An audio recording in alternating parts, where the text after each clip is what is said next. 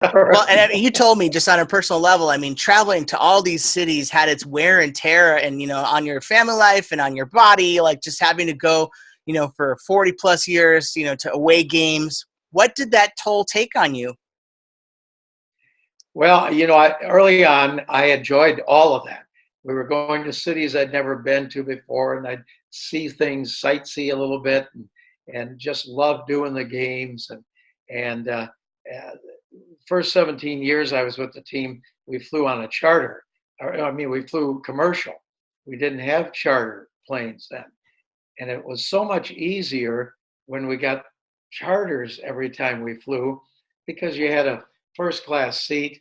You left right after the final game to come back home. So it knocked about a week or 2 weeks off the road trips because we took 14 trips. And we used to have to stay overnight to get a commercial flight the next day.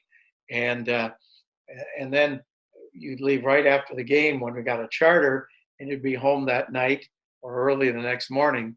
And so that made the flying a little easier. But what really got to me, I think, was getting into hotels at 2:30 in the morning, 3 in the morning, and have a game that next night. Mm. Like we played the night before, fly somewhere, get in at 1:30, 2 o'clock, and play that next night, and then go to the airport and fly that night to another city.